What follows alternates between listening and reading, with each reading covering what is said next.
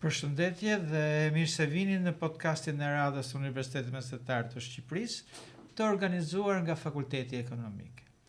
Tema e sotme është një temë sa e thjeshtë, aq edhe ndërlikuar. Kush është? Si mund të ndërtojmë një raport të drejtë me paranë? Për të analizuar të temë kam bashkëudhëtar, dy specialiste të veçanta të fushës, dhe më konkretisht profesoresh Orkida Ilollarin dhe profesoresh Elona Sheon. Janë dy persona që e shikojnë paranë nga dy kënde komplet të ndryshme. Profesoresh Orkida në aspektin e institucioneve të paras, ndërsa profesoresha tjetër e shef në aspektin e sipërmarrjes. Pikërisht për këtë, ne do të diskutojmë dhe programet e universitetit tonë që bëjnë edukimin e studentëve për paranë. Në fund, do të kemi edhe një surprizë të vogël. Lidhur me temën, do të përcaktojmë një vend ku duhet shkuar për të kuptuar më mirë të temë, një libër që duhet lexuar për të kuptuar më mirë të temë dhe një film që duhet shijuar për të kuptuar më mirë të temë. Po filloj drejt nga pyetjet. Elona, pse ju thua studentëve që të shesin produktin e punës dhe jo kohën e punës? Faleminderit profesor për pyetjen. Teorikisht edhe e kemi përmendur gjatë leksioneve, po edhe gjatë atyre shembujve që marrim që nuk ka receta të gatshme për mënyrën se si ne të bëjmë para, apo si ta përdorim paranë, apo se si nëpërmjet punës që ofrojmë të bëjmë para dhe të bëhemi të pasur. Nëse do kishte receta, gjithë do i shfrytëzonim edhe unë patjetër. Por për faktin që nuk ka recetë gatshme për të gjitha ata që konsiderohen si njerëzit më të pasur në botë, kanë thënë që shpik dhe ndërtohet diçka e cila punon edhe kur ti fle gjumë. Në këtë formë do duhet patjetër të jemi kreativ. Pra ta përdorim inteligjencën tonë, ta përdorim kapacitetin që ne kemi për të krijuar dhe jo për të ndjekur të tjerët në mënyrën se si ata punojnë. Jo të gjithë do të jemi patjetër sipërmarrës dhe jo të gjithë jemi të prirur që të krijojmë.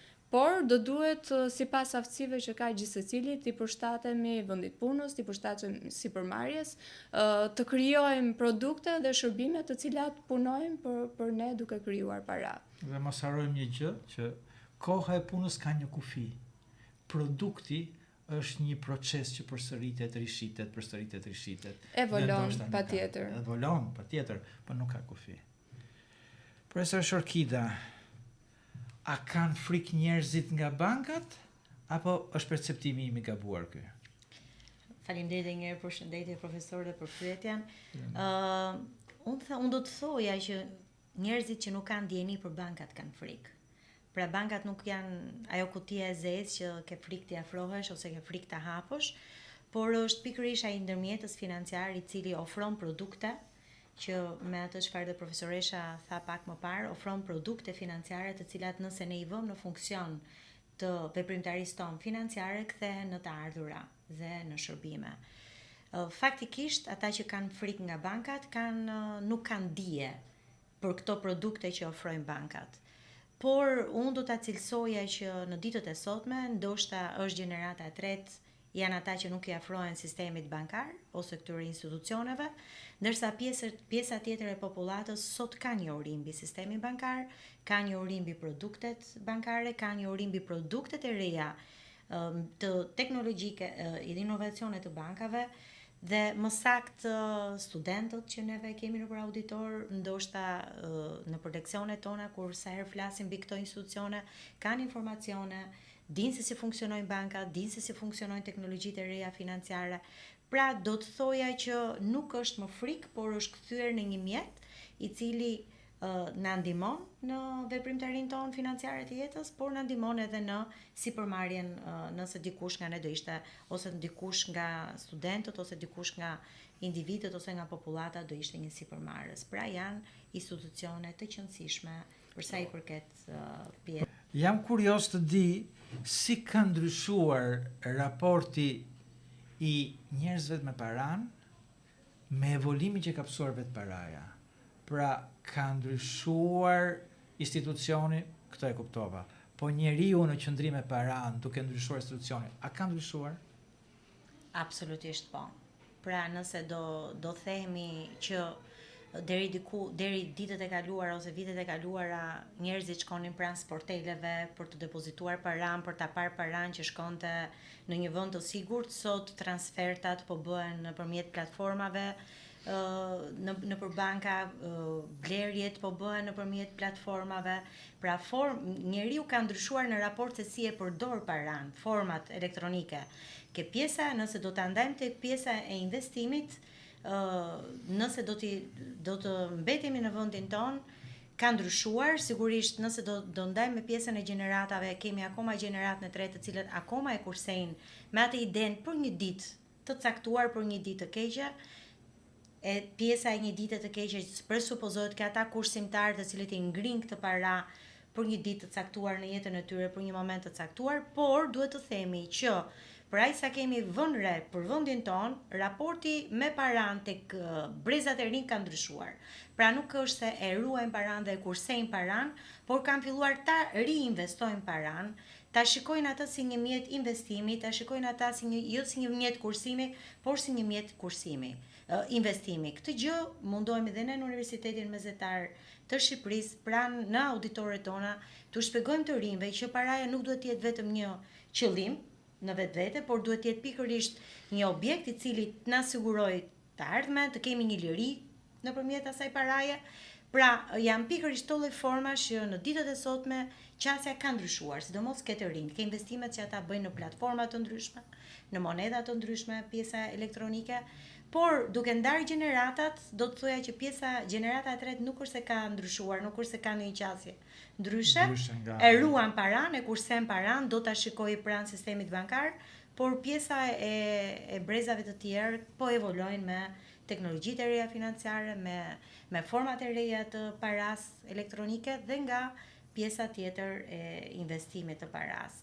Kështu që them që jemi në ndryshim, pra, po evolojmë. Duhet të theksuar që ka edhe një fushat edukimi mbi përdorimin e paras, kursimin edhe gjithë element që lidhen me sistemin monetar dhe financiar. Pra nga institucionet, Banka Qendrore, FMN-ja, ka disa vite që kanë filluar të bëjnë një fushat që edukojnë që nga shkolla fillore dhe përmirësimi kurikulave, pasaj në gjimnazë dhe në shkollat e larta. Kjo është shumë e vërtetë, sepse unë kam vënë re, jam munduar gjithmonë që studentët i shoh çik dhe raportet e tyre me para dhe jam munduar t'i ndaj në student, po themi investitor, student spekulator, student kursimtar, duke parë pak karakterin e tyre.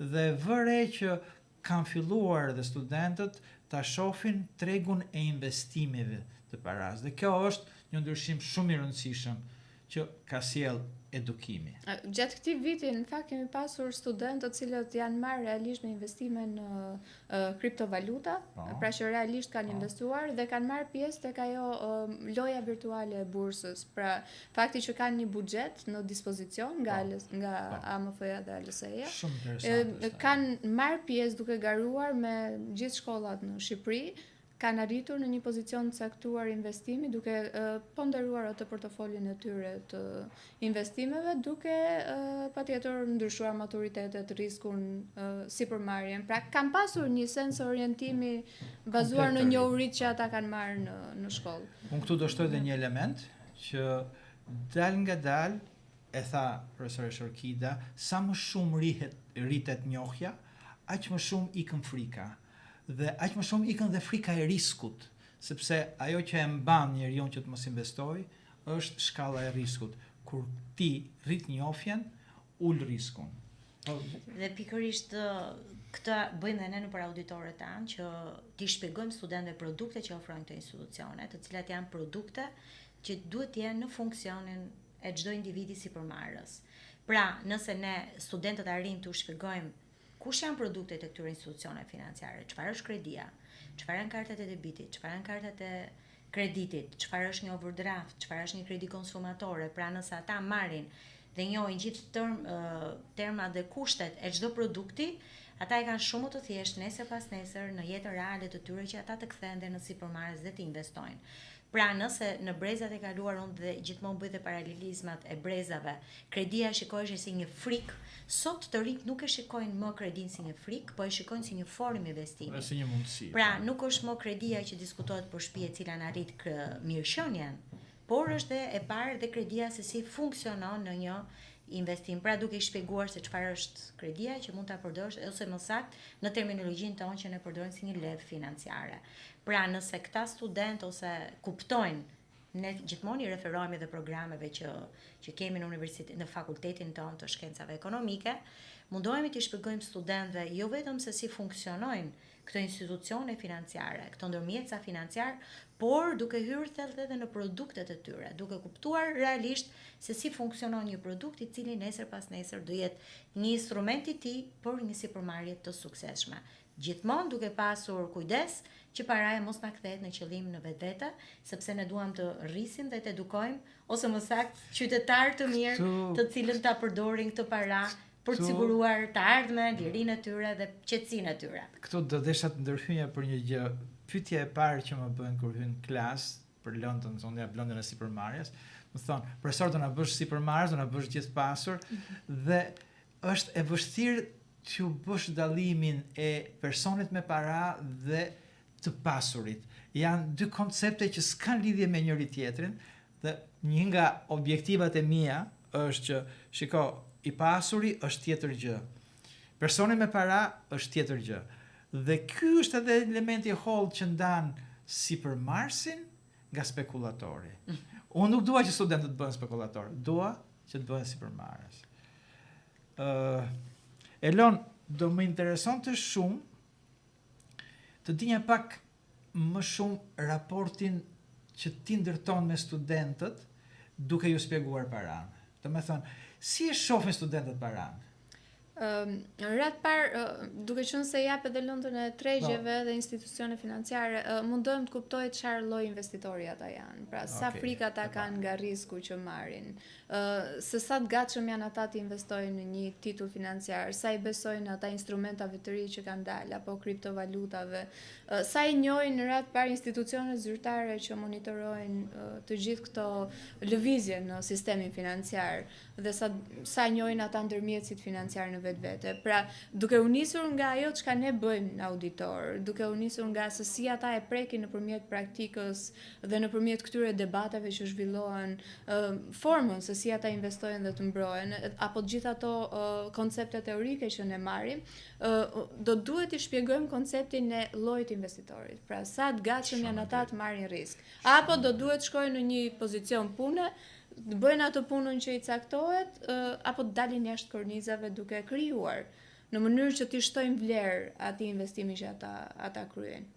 Pra, përgjithsisht mundohem të identifikoj llojin e studentit, përveç koncepteve, pra gjithë e dim që ka një literaturë bazë, patjetër që ka edhe literaturë ndihmëse dhe të rekomanduar në gjuhë huaj, dhe përgjithsisht studentët janë që aktualisht flasin edhe anglisht apo gjuhë tjera dhe mund të aksesojnë literaturë, por që do duhet t'i bazohemi tek realiteti. Pra, se sa aftësi kanë ata për të krijuar diçka. Dhe është e vështirë, patjetër që ti krijosh atyre një koncept mbi se si ta përdorin paranë, sepse vijnë nga kultura të ndryshme, nga mënyra se si ata janë rritur në familje, nga mënyra se si janë edukuar në institucionet arsimore, se si ata gjenden në shoqëri, pra nuk kanë gjithë një status social. Kjo është e vërtetë. Dhe fakti që vijnë nga kultura të ndryshme, nga edukime të ndryshme financiare, pavarësisht gjitha fushatave që bën, është e vështirë ti bindesh, qoftë edhe me shumë të vogla. Pra ti thua investo 1.000 lekë të reja në një konvertim valutor dhe të shikojmë rezultatin në fund semestrit, ka nga ata që nuk priren fare ta bëjnë këtë gjë, edhe pse janë vetëm kafet që mund t'i kufizojnë. Statistikisht është e provuar që në vendet që kanë shumë inflacion, përgjithsisht nuk kursehet paraja. Dhe në vendet që ka pak inflacion, përgjithsisht paraja kursehet dhe investohet. Kjo është statistikisht e provuar. Pra, edhe vendi ndikon shumë në qëndrimin, por mbi të gjitha është psikologjia dhe qëndrimi i studentit me para. Në fakt, për të shtuar diçka këtu ndikon vendi varet nga zhvillimi i atij vendi. Shumë e drejtë. Pra nëse ne kemi ose në vendet e rajonit është tipologjia dhe mentaliteti për të ruajtur paran për një ditë të keqe, është pikërisht i vendeve të cilat janë në zhvillim. Pra ky koncept nuk mund të jetë në vendet e zhvilluara. Paraja nuk ruhet për një ditë keqe sepse ke politika sociale të cilat të ndihmojnë dhe nuk mund të ruash paran për këtë ditë, por është pikërisht se si ta investosh paran. Unë do të shtoja diçka profesor përpara se të kalojmë tek ndoshta ke pyetja tjetër për pjesën e se si duhet të mësojmë ne sipërmarrësit e rinj. Dhe Zyshelona përsëriti dhe tha një gjë shumë bukur që neve mundohemi të kuptojmë pak psikologjinë e studentëve që kemi në auditor, kush ka dhe talent, sepse ka lidhje dhe me talentin, ka lidhje me guximin, por ajo çfarë ne na lind gjithë si trup akademike kur hym në auditore është pikërisht jo vetëm identifikimi i studentëve, sepse kjo është pjesë edhe e talentit, por edhe detyra jonë që këta sipërmarrës të rinj t'i japim njohuritë më të fundit. Unë dua të cilësoj sot që sipërmarrësi nuk duhet të ketë vetëm ato njohuritë bazë që ne duhet t'japim, por duhet të ketë dhe njohuri të tjera të cilat na lidhen me teknologjinë, me digitalizimin. Pra sot një sipërmarrës duhet të jetë një financier i mirë, duhet të di shumë mirë nga teknologjitë, nga platformat online. Pra një sipërmarrës duhet të di dhe nga pjesa e gjeopolitikës. Pra janë shumë element ndërdisiplinar kur ne na lind si detyrë, si pedagog që këtë student, këtë sipërmarrës të rinj, këtë investitor të rinj, të ketë të gjitha këto element që të dalin në treg dhe të jetë pa frikë dhe mos ketë këto komplekset ose përflas për ato student i cili ka guximin ose mendon që të është pikërisht pyetja që më bëhet gjithmonë në çdo orë të parë mësimi. Profesor, sipërmarrësi lind apo bëhet? Dhe unë i them gjithmonë, edhe lind edhe bëhet, po një gjë është e vërtetë që edhe kur lind, edhe kur bëhet, sipërmarrësi mbi të gjitha duhet të edukohet. Dhe që të edukohet duhet mësoj. Është i trajnimi gjatë gjithë jetës. Po të më thoni që lind, hajde t'ju çoj ke maternitetin e Tiranës, dhe të më thoni kush nga poshtë do bëhet sipërmarrës. Po të më thoni që bëhet, do të shikoni mbrapa asaj sa punë ka hedhur ai që të bëhet. Kështu që lind apo bëhet, një gjë është e rëndësishme që duhet të edukohet dhe të mësoj. Dhe këtu desha një pyetje për të dy. Programet tona të masterit, çfarë elementësh kanë që stimulojnë një raport të ri me paran? Në fakt, nëse më lejoni, nëse do bëjmë një paralelizëm programet bachelore me programet master, filozofia e Universitetit Mezetar dhe më saktë dhe Fakultetit të Shkencave Ekonomike ku ne bashkërisht bëjmë pjesë, është pikërisht që për studentët bachelor merret formimi i përgjithshëm, pra t'i lënë një ekonomist. Por nëse ne duam të profilizojmë dhe të marrim një ekspertizë, janë pikërisht këto programe që janë master shkencor dhe master profesional. Pra, të cilësojmë pak se në fakultetin ton janë si programet master shkencor, ashtu dhe master profesional, të cilat na japin një lloj profilizimi dhe një lloj ekspertize për të gjithë ata studentë të cilët nuk janë afruar tregut të punës. Pra, që ti mos t'i afrohesh ti tregut të punës pa komplekse, duhet detyrimisht i ndjekësh këto programe, po si janë ndërtuar këto programe. Ne bashkërisht jemi pjesë e këtyre bisedave, tavolinave të rrumbullakta, si ti përditësojmë këto programe me ritme që ka tregu i punës, që sot janë shumë të shpejta. Dhe unë dua ta them këtë me kënaqësi shumë të madhe që Universiteti Mezetar i Shqipërisë kanë qenë ndër të parët që kanë hapur masterin shkencor i cili ka qenë i fintechut, të teknologjive të reja financiare. Dhe ishte pikërisht ky master që u hap në periudhën e Covid, ku ne gjithë si trup akademike kemi punuar bashkërisht se si ta dizenjonim këtë program që të na përqasesh me tregun e punës. Dhe ne jemi ndërtimi këtyre programeve është pikërisht me përditshmërinë se si hecën tregu i punës, se si evolon biznesi, si evolojnë industritë, si janë këto institucione dhe pikërisht ka lindi atër nevoja që krahas mastereve profesionale shkencore të cilët qasen si në financë, si në marketing, si në banka dhe tregje të litë dhe programi i fintechut i cili përqasesh me teknologjitë e reja financiare ku sot në vendin tonë kemi aktualisht 12 fintech. që po ecin paralelisht me sistemi bankar. Përkundrazi do të them që sot bankat janë kthyer dhe klientë të disa produkteve që fintechët po ofrojnë. Pra, janë ndërtuar në një formë të tillë që po ecin me hapin e kohës. Për ne ka qenë një punë shumë e madhe, është dhe do të jetë, sepse ne pikërisht këtyre studentëve që afrohen pranë këtyre programe, duam të japim një urit më të fundit. Janë multidisiplinar, janë ndërtuar në një formë të tillë që nuk marrin vetëm pjesën akademike, por kemi dhe pjesën praktike.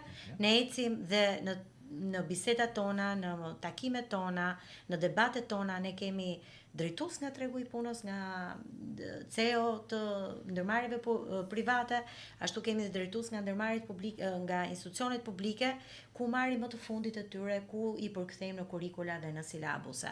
Pra janë programe të përditësuara, janë programe me të rejat më të fundit, por dhe çfarë na kërkon tregu i punës. Ndaj ne themi sot me bindje, duhet i krenohemi të tre, që jemi pjesë e atij fakulteti, por që janë programe të cilat janë të ndërtuara dhe të përditësuara me gjërat më të fundit në tregun e punës. Dhe do të shtoja edhe këtë gjë.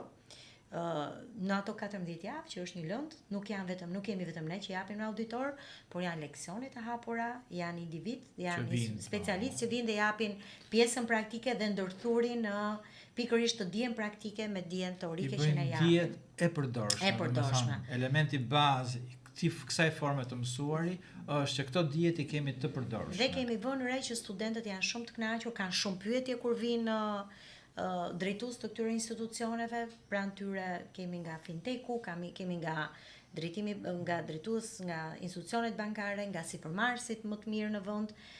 Dhe kemi parë domethënë që këto programe janë shumë të larmishme dhe studentët mendoj që marrin më të mirën. Çfarë ne u afrojmë dhe çfarë tregu. Ajo që doja unë të theksoja është në fakt vimësia e programeve të studimit në Fakultetin e Shkencave Ekonomike nga bachelor në master dhe më pas është përditësimi i kurrikulave, i cili lidhet ngushësisht me ato çka ne ofrojmë, që është stafi akademik i angazhuar në programet master që janë ekspertët dhe ata që njohin më mirë tregun e punës në fushën në cilën ata janë të angazhuar mësimdhënie, është patjetër infrastruktura, janë patjetër marrëveshjet e bashkëpunimit dhe praktikat që organizohen në institucione publike dhe private, janë patjetër ato ndërkombëtarizimet dhe Erasmuset që studentët e masterit apo diploma dyfisht me Universitetin e Tushas ofrojnë mundësi pafund përmirësimi dhe përshtatje të kurrikulës më të mirë me zhvillimet më të fundit që mëson jo vetëm teknologjia, por edhe programet e studimit në këtë kuadër. Kështu që për mua janë një grup faktorësh që duhen konsideruar, që i disponojmë në universitetin ton dhe kryesisht Fakultetin e Ekonomisë, që janë të përshtatshme për të përmirësuar në drejtimin e duhur kurrikulën e këtyre programeve të studimit. Unë nisëm nga paraja dhe përfunduam ke kurrikula për të kthyer prapë tek ajo që edhe sikur të lindësh, edhe sikur të bëhesh sipërmarrës, duhet kalosh nga edukimi dhe vetmja mënyrë që të edukohesh është të mësosh. Profesor, më fal nëse mund të shtoj, ne gjithmonë kemi statistika, jemi ekonomistë dhe flasim me shifra. Me numra, po. Ajo çfarë ne marrim feedback pikërisht nga tregu i punës janë punësimi i studentëve tanë. Pra ne, nëse duam të themi si një histori suksesi këto programe tona, është pikërisht punësimi i studentëve. Jo vetëm punësimi, po dhe koha e punësimit nga momenti që kanë mbaruar shkollën. Dhe punësimi në profilin përkatës që ata kanë mbaruar. Dhe ku ka më mirë, ku pikërisht këto programe që janë ndërtuar në këtë lloj forme, janë dhe të punësueshme. Më ka bërë përshtypje një gjë në një anketim që kemi marrë për ata që ishin punësuar, kemi pasur dhe një pyetje, a e konsideronin rrogën e tyre të kënaqshme, dhe 82% theshin që po, e kemi rrogën të kënaqshme. Dhe kjo më bëri shumë përshtypje.